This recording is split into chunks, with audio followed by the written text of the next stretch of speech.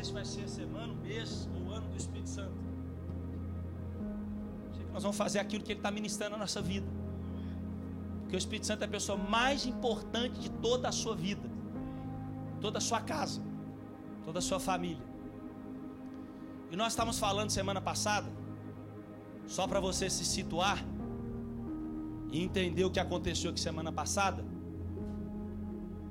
Nós falamos de 3 pessoas que o Espírito Santo de Deus abandonou. 3 exemplos bíblicos que o Espírito Santo abandonou. E o pior problema, quando o Espírito Santo de Deus sai de uma pessoa, é que a maioria das vezes, para não falar todas as vezes, a pessoa não sabe que ele saiu. E aí é o grande problema. Por quê? Porque o Espírito Santo, ele é o autor da salvação.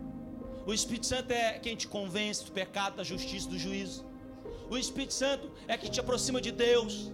O Espírito Santo é que te ensina, que te dá a palavra, que te sela, que te cerca, que te protege, que faz você andar na presença de Deus. Então, se alguém não tem o Espírito Santo de Deus, é impossível alguém ser salvo. Estávamos falando de um grande ministério que tem cada culto 50 mil pessoas por culto. E o pastor daquele grande ministério, o pastor Hernandes Dias, estava pregando no YouTube. E ele disse que aquele ministério diz que lá não se prega mais sobre pecado. Não se prega mais sobre pecado. Vai se pregar só sobre mensagem positivista, de ajuda. Tem 50 mil pessoas. E eu disse para semana passada, não me recordo que dia, que o ministério que não prega sobre pecado, a justiça e o juízo de Deus não tem o Espírito Santo de Deus. O homem que pastor, pregador, seja lá quem for, que não pregue, que não denuncie o pecado, essa pessoa não tem o Espírito Santo de Deus. Porque o papel do Espírito Santo é convencer o primeiro do pecado. Então fica parecendo que pregar sobre o pecado hoje em dia é até pecado. O pessoal só quer ouvir coisa boa, só quer ouvir coisa que enche a barriga, né? Paulo já até denunciou isso. Nos últimos dias, as pessoas vão cercar de mestres segundo as suas próprias cobiças, sentido que coceira nos ouvidos, comichão nos ouvidos, e se recusarão a dar ouvidos à verdade. Então nós falamos de 3 tipos de pessoa, 3 exemplos da Bíblia, melhor dizendo. O primeiro deles foi Sansão, né, que levantou-se mais uma vez e não percebeu que o Senhor se tinha retirado dele. Isso está em Juízes 16, 20. Depois falamos de Saul. 1 Samuel 16, 14, a Bíblia diz: o Espírito do Senhor se retirou de Saul. E aí tem um agravante. O problema não é só quando o Espírito Santo sai da pessoa, é porque daí vem um atormentador na pessoa.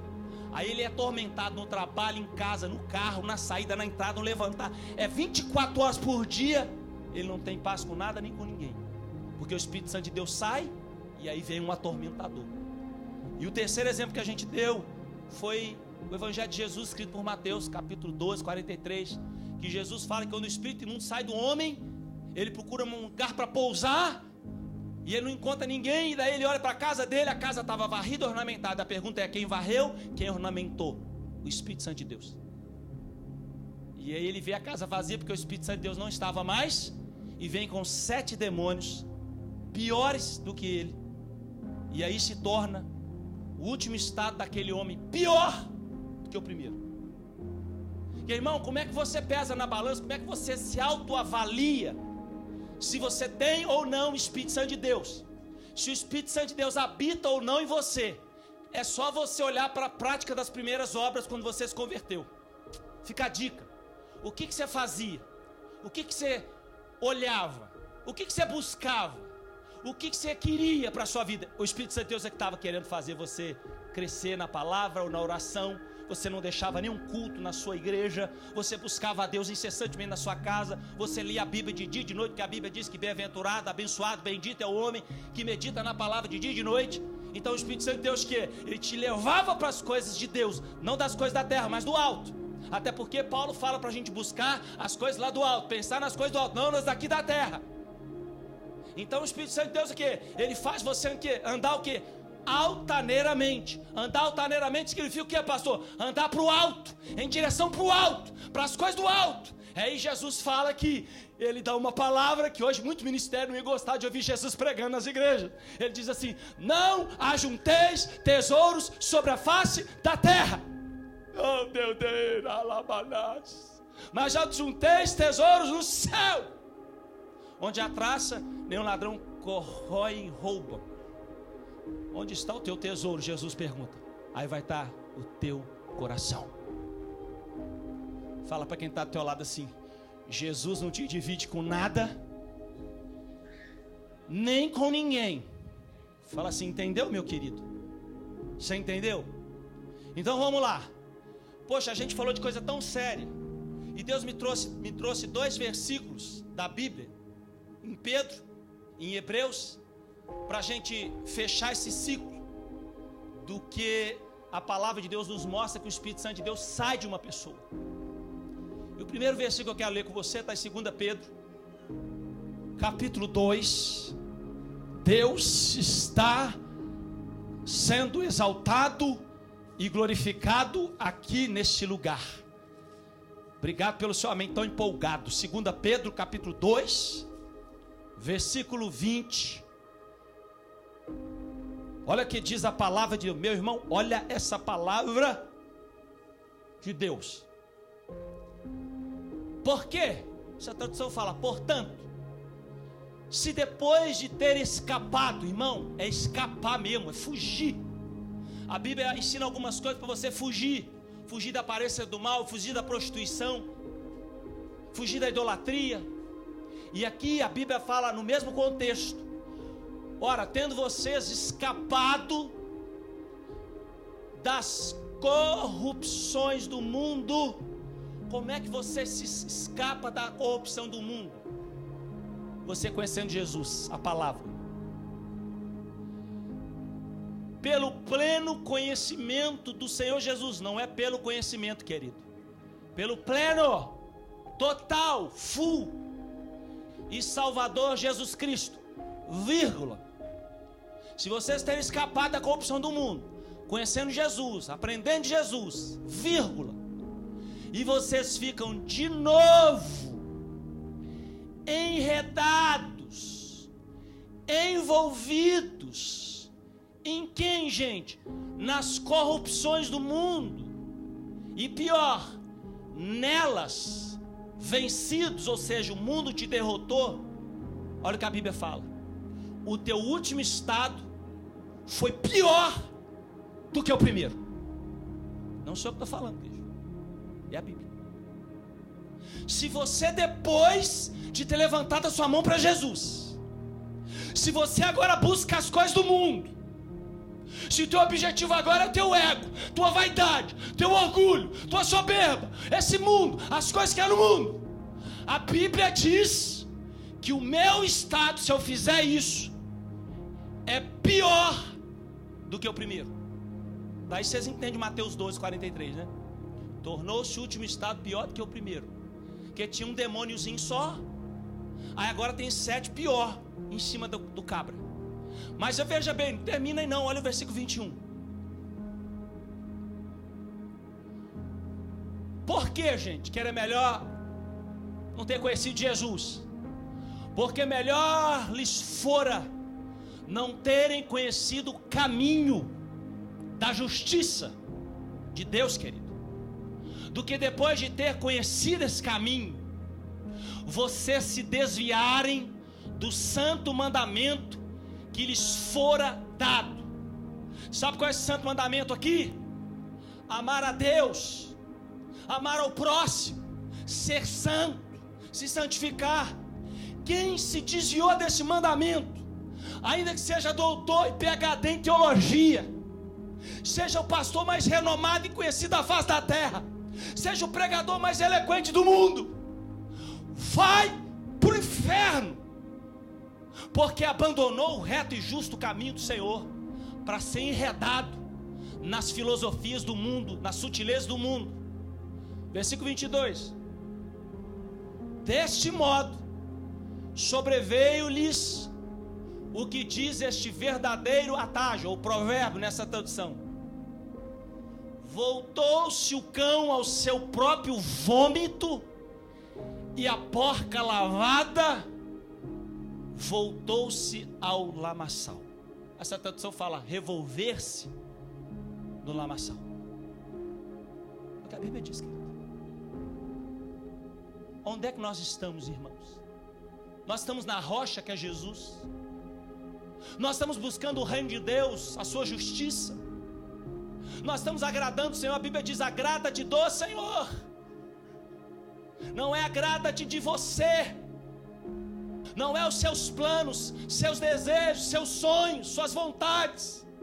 Agora você que é de Jesus, agora a vontade é dele, o desejo é dele, o propósito é dele, o caminho é dele, os pensamentos são dele, é tudo dele. Por quê? Porque se não for assim, não vai dar certo. Se não for assim naquele dia, vai se lascar. E não vai adiantar chorar para dizer que ninguém avisou, porque Deus está nos avisando. Olha o que diz Hebreus 10, 39. Põe no telão, por favor. Põe o versículo 38. Versículo 38 de Hebreus 10, 38.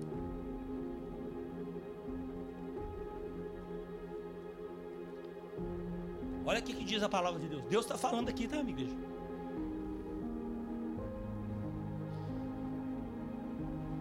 Mas o justo viverá da fé.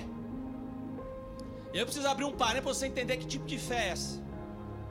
Porque existe a fé natural, a fé do mundo, a fé que as pessoas já expressam nas religiões. E essa não é a fé de Deus. Nunca foi, viu? Não é, pastor? Não, nunca foi. O cara está lá no campo de futebol, o cara é um ateu, doutorado em ateísmo, e ele tem fé, ele vai lá para ver o time dele ganhar, porque ele tem fé que o time dele vai ganhar. Ele tem fé que Deus não existe, mas ele tem fé. Essa fé não serve para mim nem para você, é uma fé morta. Porque a fé, se não tiver acompanhada por obediência, a Bíblia diz que ela é morta. E é por isso que eu abri esse parênteses, porque a Bíblia diz em Romanos 1 e no capítulo 16, Paulo começa uma das cartas mais preciosas da Bíblia, e ele começa dizendo que a fé é a fé da obediência. Então, se fé não tem obediência a Deus, Tiago fala que a fé é uma fé morta. Fecha parênteses. Então presta atenção, Deus está falando aqui comigo, com você.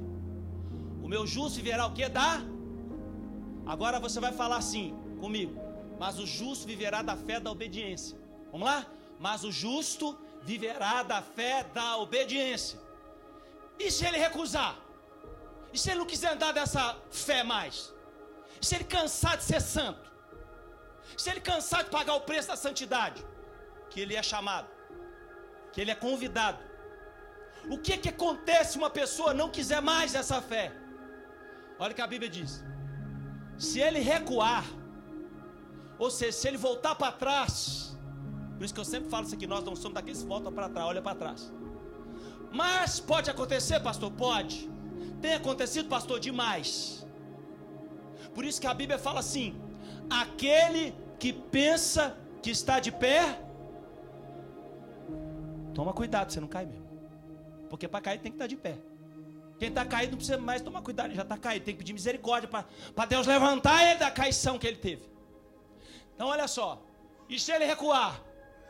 A minha alma não tem prazer nessa pessoa que vive dessa maneira. Agora no versículo 39. Mas nós, aí a Bíblia fala: o meu justo, oh glória, nós porém não somos daqueles que recuam para a perdição, mas somos daqueles que creem. E essa palavra crer, você pode circular na tua Bíblia e colocar assim: mas aqueles que obedecem, que crer é obedecer a Deus, creem para a conservação da sua própria alma. Então ele está explicando para a igreja: olha, quem recua, Deus não vai ter prazer. Em contraste, aquele que obedece, ele está protegendo a sua alma, ele está conservando a sua alma. Ele está andando com vestes brancas, com óleo está na cabeça, Ele está buscando as coisas do alto. Antes o Deus dele era o que Paulo fala lá em Filipenses: o Deus deles são o ventre, não são Jesus, visto que eles só se preocupam com as coisas terrenas. Irmão, você quer um exemplo para você se querer imitar, querer se aproximar? Olha para esse missionário que eu acabei de falar para você, que todo dia vai lá na cadeia ser torturado com agulha debaixo do braço, para poder ter aula no seminário e os alunos dele não serem torturados. O resto é balela. Se quer um exemplo para você, seja moraviano. Vamos ser os moravianos que com 18 anos de idade se venderam como escravos para irem pregar o evangelho numa ilha que tinha mais de 8.000 pessoas presas, e nunca mais eles iam voltar a ver suas famílias. E quando eles chegaram no navio, eles chegaram na proa ou na polpa? O final, o que me ajuda é proa, polpa. Final do navio, proa. Chegaram na proa do navio, traseira, né? Não, polpa. Chegaram na polpa do navio, e aí as famílias deles lá, todo mundo chorando, porque nunca mais iam ver eles. 18, 17 anos, aqueles meninos, gente. E eles falaram assim: que o Cordeiro receba o nosso sacrifício em adoração a Ele. O resto é balela, querido. O resto é caminho largo que conduz à perdição eterna. Então eu quero finalizar isso aqui para você. Fala comigo, nós não somos daqueles que retrocedem. O que é retroceder, irmão? É voltar à prática das obras antigas. Porque em contrapartida do que Jesus fala: olha, eu tenho porém contra ti uma coisa, que você abandonou a prática das primeiras obras. Não é esse arrependimento que Jesus está falando de viver no pecado. É de você voltar à prática das primeiras obras, de você viver do jeito que você vivia. O que é? Irmãos, eu conheço gente que não podia ver um papel de evangelismo na mão, que botava debaixo da porta do vizinho do apartamento, botava no carro, botava na padaria, botava com um amigo no trabalho, dentro da lancheira dele, pregava para o amigo no Brasil, não tinha nem WhatsApp, não tinha nada, mas ligava para pregar para a palavra, para o pai, para a mãe, para as irmãs, para os irmãos. Vivia de culto em culto, sabendo que a Bíblia diz que aonde, meu irmão, onde nós estamos, Deus ordena a bênção, a vida, a vitória. E aí o que acontece? A pessoa deixou de fazer o que ela estava fazendo. Aí Jesus fala: volta à prática das primeiras obras. Tenho porém contra ti que abandonaste o amor, o verdadeiro amor, o meu primeiro amor. Sabe o que é o primeiro amor? O Espírito Santo vivendo dentro de você, reinando na sua vida. Deus tomando conta das rédeas do seu coração e falando: meu filho, esse caminho parece que é bom, filho. Esse caminho, olha, tem muita gente passando, tem muita gente que gosta desse caminho, mas esse caminho não é para você. O caminho que eu tenho para você é outro. O caminho que eu tenho para você, o ímpio não vai passar, o sujo não vai passar, o sujo vai se sujar cada vez mais, meu filho, mas o santo não. O santo vai se santificar cada vez mais. Por quê? Porque ele tem o Espírito de Deus. Agora, o que a Bíblia diz para não voltar para a perdição, não retroceder? É você deixar de fazer aquilo que você fazia no primeiro amor. Porque lá no céu não tem segundo amor. Lá no céu só vai entrar quem tem o primeiro amor. Eu não estou falando da sua namorada, da sua esposa. Eu estou falando de Jesus. Só vai entrar quem ama Jesus com toda a sua força. Tem uma condição para entrar no céu. Você sabe disso? Não, pastor, pela fé, a fé engloba uma posição e uma condição. Se você amar Ele com todo o seu coração, com toda a sua força, com toda a sua alma. Se você conseguir amar Deus com toda a sua força, com toda a sua fé, com toda a sua alma, você não vai ter tempo para as coisas do mundo, nem vai buscar as coisas do mundo. Mas o problema é que muitos querem ver igual a Israel aqui, ó, cocheando entre dois pensamentos. Uma hora que as coisas de Deus, outra hora que as coisas do mundo. Fala para quem está do seu lado assim: meu filho, não entra nessa barca não. Deus te chamou nessa barca, ela está furada. Vira para quem está do teu lado, hein, filho? Escutou, filho? Deus te chamou para andar nessa barca. Não, essa barca é furada. Agora eu vou falar uma coisa muito triste. Pastor, é triste? É. Isso aqui é triste. Por quê, pastor? Porque isso aqui é a coisa mais perigosa que um ser humano pode fazer na face da terra. Você está brincando, pastor? A coisa mais perigosa é: então eu não vou fazer não. Então eu não posso fazer não. Então não devo fazer não, né, pastor? Você não deve fazer, você não pode. E eu vou dar um passo a mais aqui. Se alguém aqui essa noite que está fazendo isso, ainda dá tempo de você mudar de vida. A porta está aberta. Os braços da graça ainda estão abertos para te receber. Mas vai chegar um dia que muitos vão querer e a porta vai estar fechada. E não vai adiantar chorar, espernear, murmurar, nem gritar. E o ponto que eu quero dizer para você é que nós estamos falando sobre as características do Espírito Santo de Deus. E uma das características que a gente pode fazer é resistir o Espírito Santo de Deus. Você pode resisti-lo. Uma característica que o homem pode ter em relação ao Espírito Santo de Deus é que ele pode ser resistido. E eu quero que você abra sua Bíblia em Atos capítulo 7, versículo 51.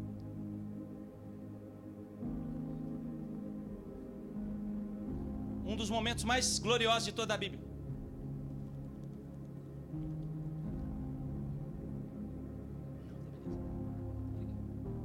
Todos acharam? Onde é que esse contexto aqui se enquadra, gente? Quem é que está falando aqui? O primeiro mártir da igreja primitiva. Estamos falando de Estevão. Amém? Olha o que diz a palavra de Deus. Tem que ser muito homem de Deus para falar isso, né, gente? Homens de quê? O que é duro servir, gente? Coração duro. Você fala uma vez, você prega uma vez, você ensina uma vez, você prega 2.000 vezes, passa ano, entra ano, sai ano, entra ano. A pessoa continua do mesmo jeito. É o que Estevão está falando. Homens de dura cerviz, incircuncisos de coração, e não é só coração não, é ouvido. Vós sempre resistis ao Espírito Santo, como o fizeram vossos pais, e assim também vós. Eu costumo dizer que essa, se não é a maior pregação das Escrituras por um discípulo de Jesus, é uma das maiores pregações de toda a história da humanidade. E aqui ninguém deu joinha, nem bateu nas costas, nem deu aplaudiu não, nem tirou foto, nem selfie. Aqui mandou pedra. Aqui ninguém sorriu para ele e fez assim: ó, cara, que legal, hein? Uau, não deu nenhum glória. Todo mundo estava igual ao cemitério. Estevão pregando e as pessoas mortas, igual o morto no cemitério. Porque o cemitério você prega para o morto e o morto não reage. O cemitério você grita para o morto, morto se converte, e o morto não faz nada porque ele está morto. É o mesmo contexto aqui. As pessoas estavam mortas pelo pecado. Não se ouvia nada, não se ouvia a não ser, sabe qual o barulho? Ranger de dentes. A pregação tocou tanto o céu, foi tão gloriosa, que as pessoas rangiam os dentes para matar Estevão.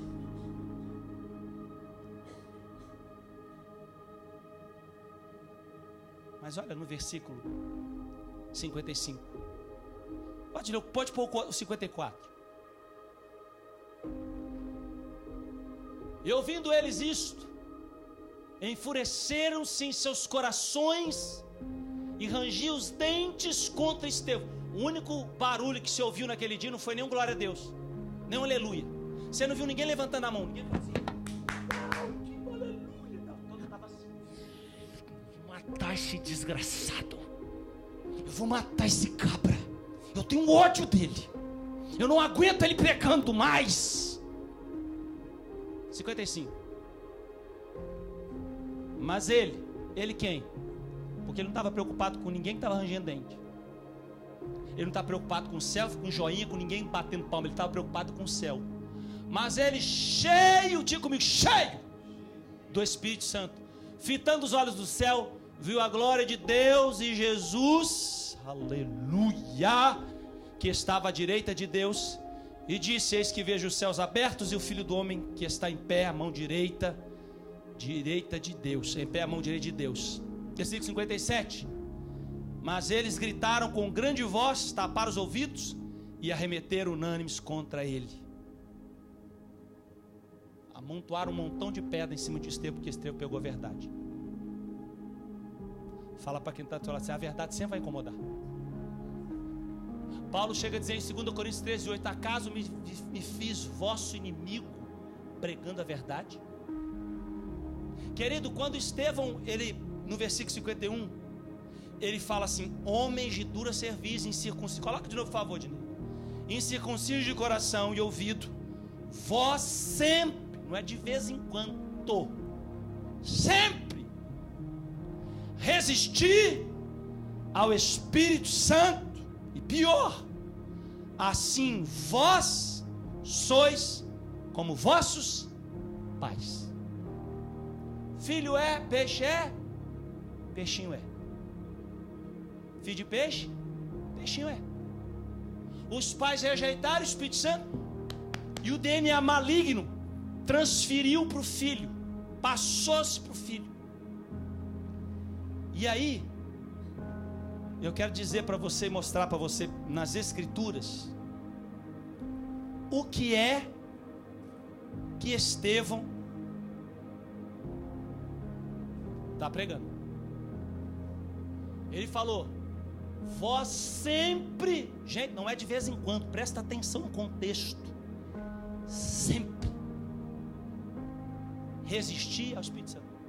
E o problema não é só resistir ao Espírito Santo. Só vale a pena lembrar que o Espírito Santo é quem me convence do pecado, da justiça e do juízo. Se eu estou resistindo a ele, eu estou chamando que é a condenação para a minha vida.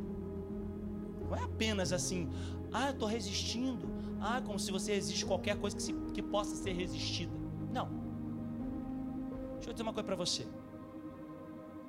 Presta muita atenção no que eu vou dizer para você. Jesus encontrou uma corja aqui na terra. Uma corja. Gente da pior qualidade da face da terra. Quem é, pastor? Os prostitutos? Não. Gente muito pior. Quem é? Os alcoólatras? Não. Os homossexuais? Também tinha naquela época? Não. Pior do que essa turma toda, pastor? Pior do que essa turma toda. Quem foi? Mateus 23:1 narra quem são esses. E Jesus fala deles da seguinte forma: na cadeira de Moisés, versículo 1 de Mateus 23, estão assentados os escribas e os fariseus. Fazei, pois, tudo o que eles vos disserem, mas não os imiteis nas suas obras, pois eles dizem e não fazem. Eu quero chamar a sua atenção para duas coisas que você precisa aprender nesse versículo. O próprio Senhor Jesus reconheceu a autoridade dos escribas e dos fariseus. Ele não tocou na autoridade deles, porque a autoridade era Deus quem constituiu. Segunda coisa, Jesus disse para você: faça o que ele vos disser, mas não imite eles nas obras deles, porque eles dizem, são como aqueles americanos falam, são good speakers, falam bonito, falam macio, falam suave, mas não tem nada de Deus. Pode até parecer que tem Deus, mas na essência não tem nem Deus, nem o Espírito Santo de Deus. Como que a gente sabe, pastor? Porque pelo fruto você conhece a árvore. Nem todo que me diz Senhor, Senhor, ele entrará no reino dos céus, mas aquele que faz a vontade do meu Pai, presente contínuo. Não é fazer a minha vontade ou a sua vontade, é fazer a vontade daquele que enviou Jesus para nos dar a vida eterna. Aí presta atenção, essa turma aqui, Estevão está falando assim: olha, você sempre resista. Que turma que é essa, pastor? São os religiosos da nossa geração, que sabem que tem que fazer, mas não fazem, que sabem que tem que mudar de vida, mas não muda, que sabem que tem que voltar para o primeiro amor, e o pastor pode dar salto mortal, carpado, voadora, pode plantar bananeira, o pregador pode vir do Brasil, mensagem encomendada, Foi o pastor Geraldo que falou para ele os problemas da igreja. Irmãos, eu estou falando para vocês. A coisa está séria, a coisa está feia. A porta é estreita, o caminho apertado. Jesus falou: esforça para você passar, porque poucos vão passar nessa porta. Porque a igreja, a grande maioria vai procurar a porta larga, o caminho que conduz para a perdição eterna. Então presta atenção. O que Estevão está falando aqui é algo sério. E eu vou mostrar para você, à luz da Bíblia, o que ele está falando. Porque isso já é antigo, gente. Isso já estava acontecendo desde a época do profeta Isaías, do profeta Oséias, do profeta Jeremias. Isso já tem milhares e milhares de anos. Isso não é nada novo não, gente. Isso é mais velho que a roda da bicicleta. E aí o primeiro versículo que eu quero dar para você essa noite está em Isaías capítulo 6, versículo 9. Então me ajuda aí que eu quero ler alguns versículos com você rapidamente. Pega aí na sua Bíblia, anota aí, para você estudar em casa. Isaías capítulo 6, versículo 9. Anota aí, queridão, para você nunca mais esquecer disso. Todos acharam? Quem achou falar? Achei, pastor. Olha só. Disse, pois, ele. Quem é que está falando aqui, gente? O Senhor. Deus está falando com o profeta. Deus separou o profeta, ele consagrou o profeta e falou para ele assim. Então disse ele quem? O Senhor, vai e diz a este povo, ouvindo, de fato, não vão entender, e vendo, em verdade, não vão perceber. Mas não percebeis nessa tradução. Por que esse pessoal que está aqui em Isaías, que a Bíblia está falando que eles vão ouvir de verdade, mas não vão entender, vão ver de fato, mas não vão perceber? Por que está acontecendo isso com o povo de Israel? A resposta está no versículo seguinte. Porque o coração deste povo, gente, quando eu vejo isso dá vontade de chorar de desespero da nossa geração. Porque engorda o coração deste povo e endurece-lhes os ouvidos e fecham os olhos, para que eles não vejam com os olhos e nem com os ouvidos ouçam e nem com o coração entendam e se convertam e sejam sarados e sejam salvos e sejam transformados e sejam libertos e sejam de Deus. É nesse contexto, como é que é, Pedro? Curados. É nesse contexto que Isaías está levando a palavra num coração de pessoas duras. É aí que vem Jesus. E agora você vai ver, olha só, gente, isso aqui é de arrepiar, irmãos. É de arrepiar. Você vai ver Jesus em Mateus, em Marcos, em Lucas e João. Isso não é normal na Bíblia. Se você é um estudante da Bíblia, você sabe que isso não é normal. Você sabe que se isso, quando tem uma coisa muito importante que Deus quer enfatizar, está na palavra, está nos evangelhos. Estude o evangelho, é o poder de Deus para a salvação. Mas quando há uma coisa mais do que importante, está nos evangelhos sinópticos, por exemplo. Marcos disse de uma maneira, Lucas de outra, e Marcos de outra. Mateus, Marcos e Lucas. Mas quando tem nos 4 evangelhos, e aí, querido, é uma coisa que você tem que estatar lá teus olhos assim, ó, bem arregalado, porque Deus quer mais que chamar a sua atenção e a minha. Eu vou começar com Marcos capítulo 13, versículo 14 e 15, põe no telão por favor. Marcos, olha só, Isaías, né, falou dessa maneira, 700 anos antes de Jesus vir. Aí passou 700 anos depois, Jesus entrou, veio ao mundo. E aí no Mateus capítulo 13, versículo 14 e 15, fala assim. Eu falei, Não, é Mateus, depois é Marcos, primeiro é Mateus. Mateus, capítulo 13, é porque eu vou ler Mateus, Marcos, Lucas e João.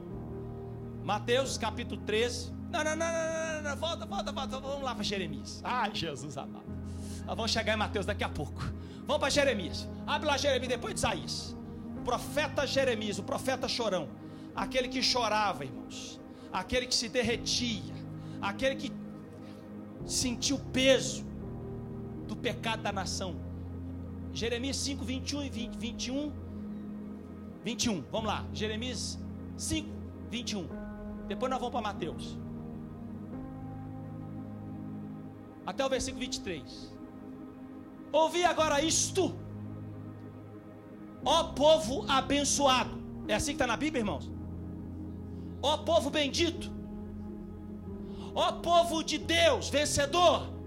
É assim que está na Bíblia? Olha o que a Bíblia fala. Ó povo insensato.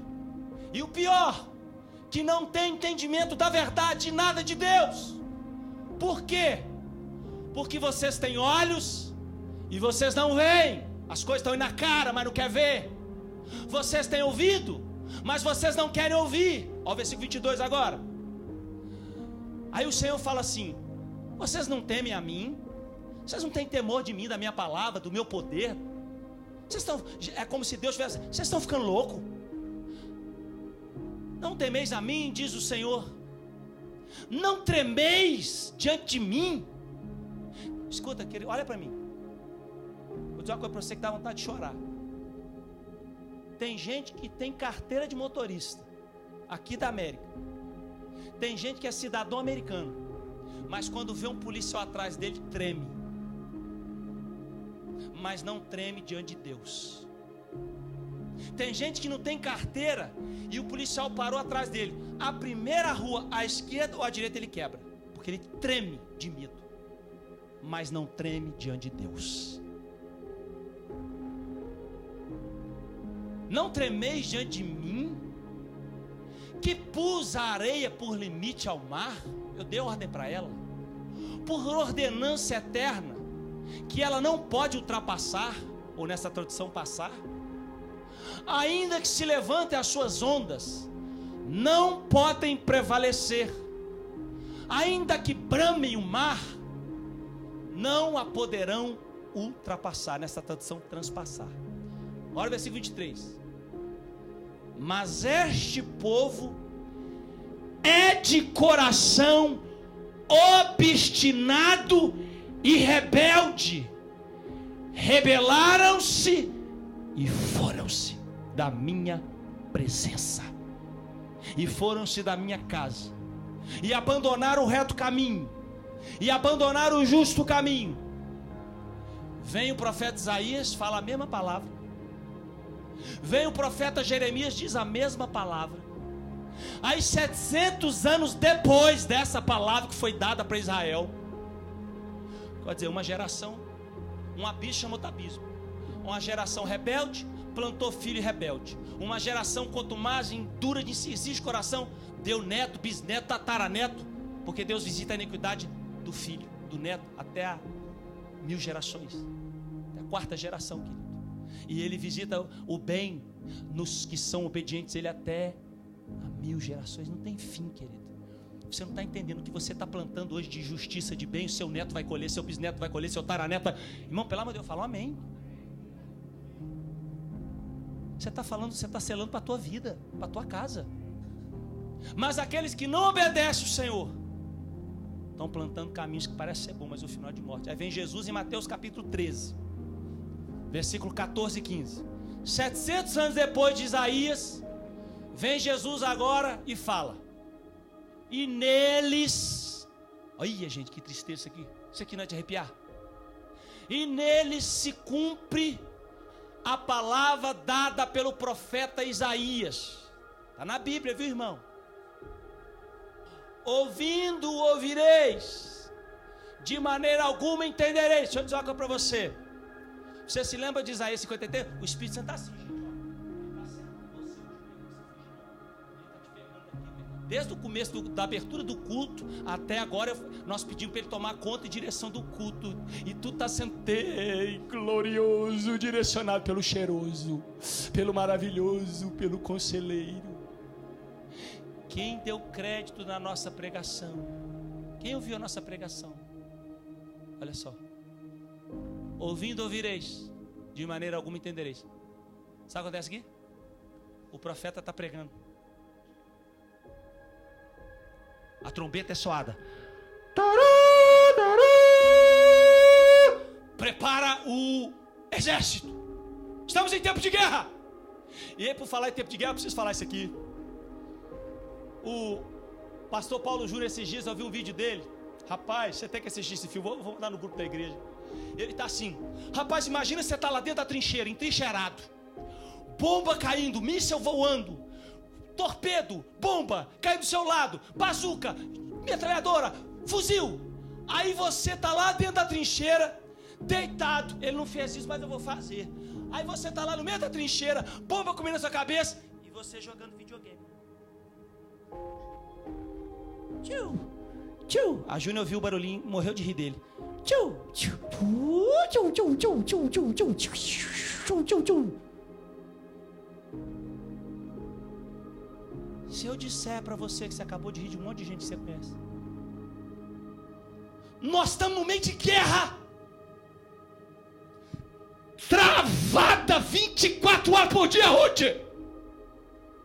E tem gente que está brincando, faz de conta do videogame, faz de conta.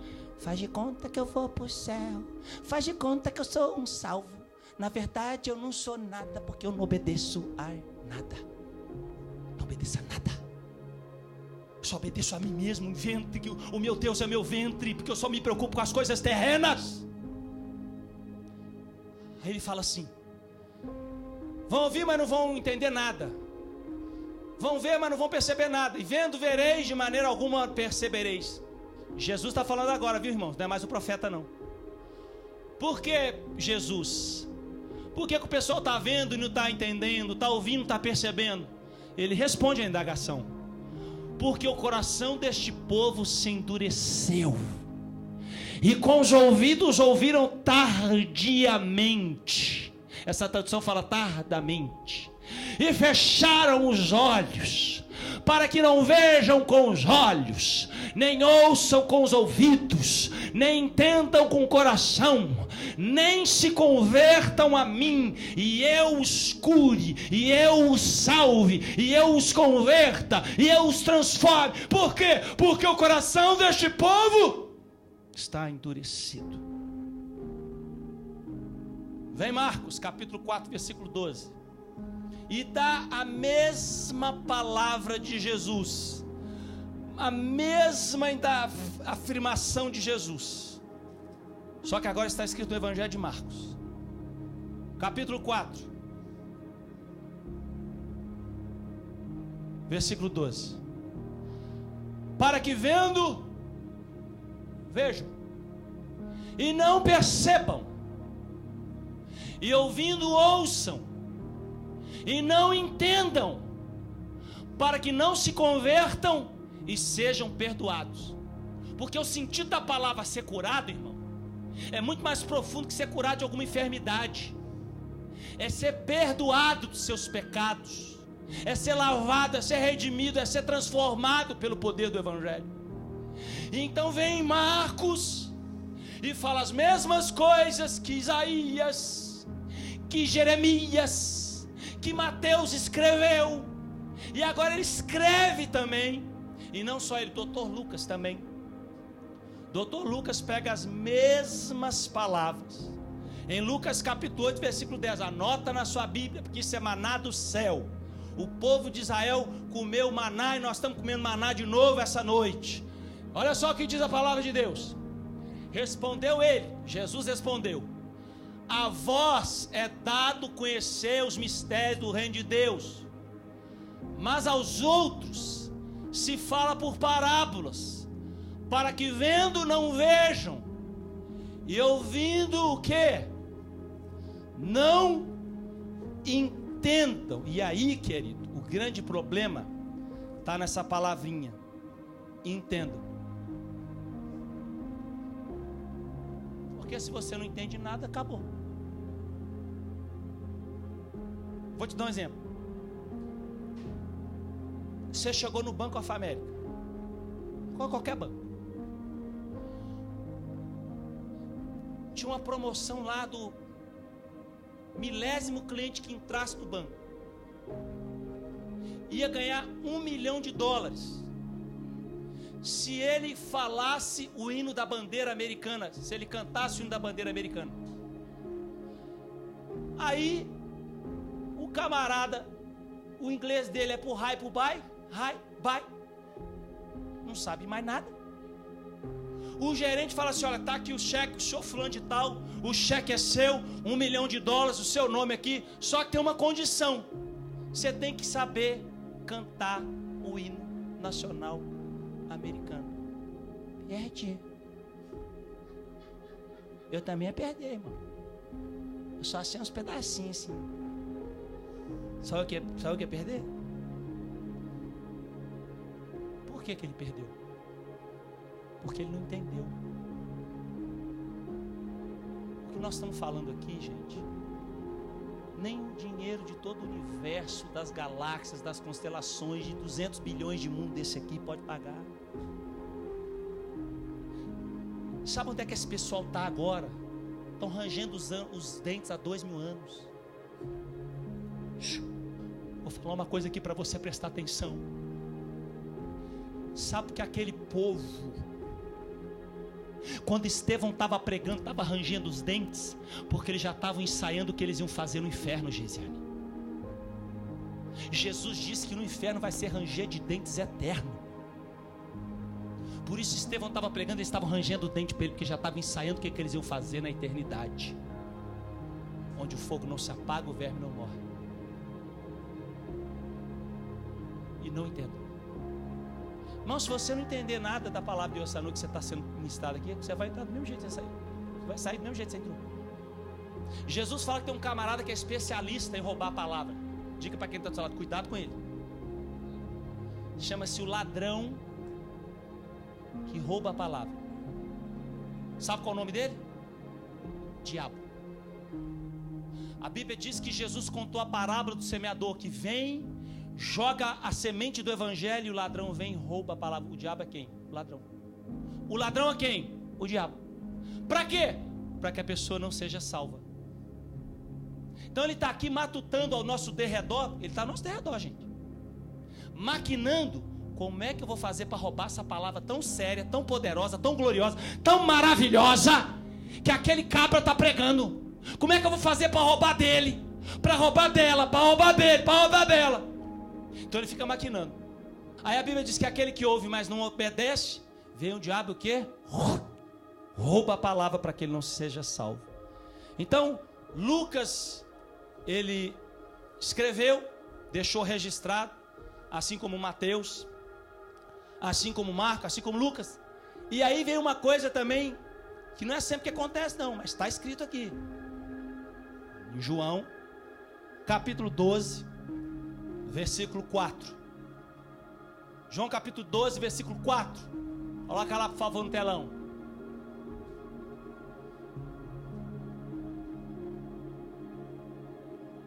Mas Judas Iscariotes, um dos seus discípulos, aquele que o havia de trair. Por que Judas Iscariote? Por que, irmãos? Porque Judas estava no meio, mas nunca entendeu nada. Judas andou 3 anos com Jesus, irmão, mas não entendeu nada. Que havia de trair. O que aconteceu na Santa Ceia? Tendo Satanás colocado no coração de Judas,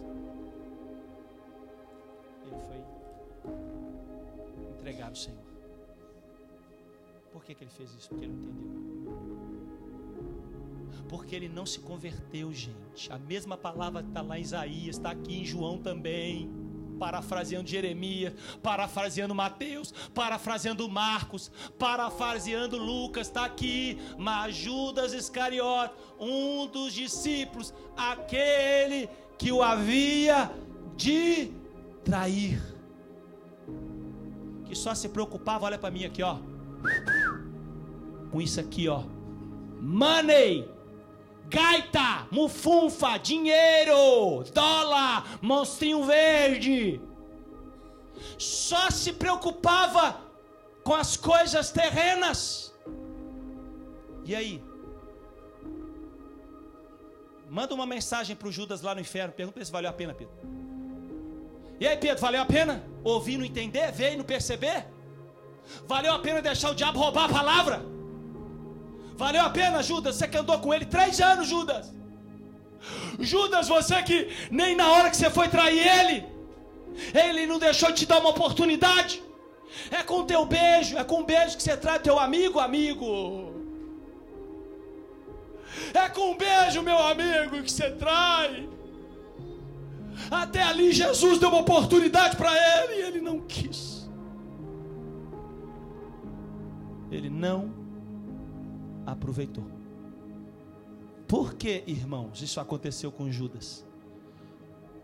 Ouviu, mas não percebeu. Viu, mas não enxergou. O que os outros 11 enxergaram e viram, ele não quis.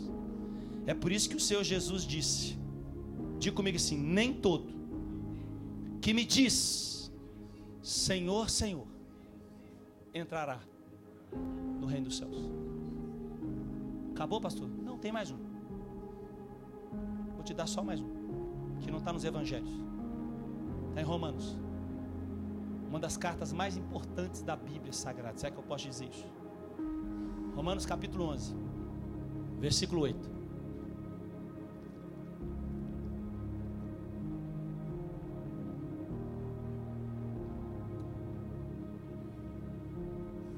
Agora já não é a geração mais de Isaías, já não é a geração mais de Jeremias, já não é mais a geração de Jesus, de Pedro, de Tiago, de João, de Estevão. Agora é uma outra geração. E está escrito assim, como está escrito: Deus lhes deu um espírito de entorpecimento. Essa tradução fala entorpecido, vem de entorpecer, de embriagar, de deixar fora do normal, sem consciência. Olhos para não verem, e ouvidos para não ouvirem. E aí, meu irmão, essa palavra serve para mim e para você nessa geração até o dia de hoje. Chegou na gente, Tiago.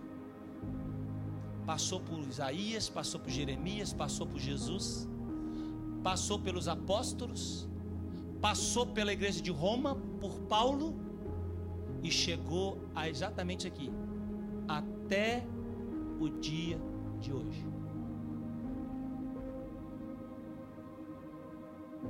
Como é que o senhor sabe, pastor? Tem pessoas, eu vou dizer uma coisa para você com muito temor e tremor de Deus, sem errar. Tem pessoas que, se escutar uma palavra dessa, do peso desse, com a seriedade dessa, que o Espírito Santo de Deus está ministrando aqui, no apelo, vinha aqui para frente, rasgava a roupa, chorava e molhava esse chão aqui de arrependimento e tristeza, pedindo a Deus misericórdia. Mas tem pessoa que consegue ouvir uma palavra dessa, com uma verdade dessa, com o Espírito Santo pegando um microfone desse, e tem a coragem, que não seja aqui, estou dando um exemplo, tá, irmãos? Que tem a coragem de sair da porta da igreja do mesmo jeito que entrou da igreja. Ainda faz assim, ó. Não é assim não, Deus é amor. É a ideologia de gênero, está pregando, vocês vão tudo para o inferno se não se converter. Agora a pergunta para mim terminar é essa. Que é a salvação individual, viu, filha? Você não pode salvar seu pai, nem sua mãe, nem seu marido, nem sua esposa, nem seu filho, nem sua filha. Salvação individual. Tem uma pessoa que esses dias me ligou, falando: meu marido não quer mais na igreja. Pastor, meu marido voltou a beber. Pastor, meu marido voltou a pecar. Pastor, meu marido voltou a fazer aquilo. Pastor, meu marido voltou a fazer aquilo outro. Eu nunca sonhei na minha vida que meu marido, que era aquele homem de Deus, que era da palavra, que era disso, que era daquilo, que ele fosse querer saber só de trabalho. O negócio dele agora é trabalho. Ele não quer saber mais da igreja, porque o trabalho ocupou o coração dele. Ele não vai mais no culto, ele não quer mais ir no culto. E eu falei para ela assim: minha filha, a salvação individual. Corre para a igreja. Vai se juntar com os salvos, com os santos. E ele não quer ir não, problema dele. Só ora por ele. Mas você corre pela sua vida.